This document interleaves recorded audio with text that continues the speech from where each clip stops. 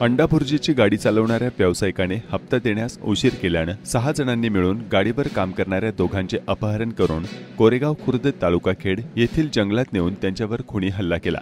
ही घटना शनिवारी दिनांक 5 जुलै रोजी सायंकाळी घडली। राहुल देवकिसन चव्हाण वय वर्ष 21 राहणार खेड आणि तुषार सुपे अशी जखमींची नावे आहेत। राहुल यांनी या प्रकरणी महाळुंगे एमआयडीसी पोलीस ठाण्यात फिर्याद दिली आहे। त्यानुसार नारायण सुनील घावटे वय वर्ष 25, ऋषिकेश बाळू रोकडे वय वर्ष 27, रोशन गणपत गोगावले वय वर्ष 22, अनिल शांताराम शिंदे वय वर्ष 24, गणेश हिरामण लिंबोरे वय वर्ष 24 यांच्या विरोधात गुन्हा दाखल करण्यात आला आहे। तर पोलिसांनी नारायण, ऋषिकेश आणि रोशन यांना अटक केली आहे।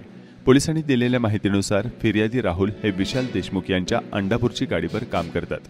आरोपींनी विशाल देशमुख यांच्याकडे अंडाभुर्जीचा व्यवसाय करण्यासाठी दर महिन्याला 10,000 रुपये खंडणीची मागणी केली। मागील काही महिन्यांपासून आरोपीला विशाल देशमुख खंडणी देत होते, मात्र मागील महिन्यात खंडणी देण्यासाठी उशीर झाला। या कारणावरून आरोपींनी अंडाभुर्जीच्या गाडीवर काम करणारे राहुल चव्हाण आणि तुषार सुपे यांना कारमध्ये जबरदस्तीने बसवून त्यांचे अपहरण केले।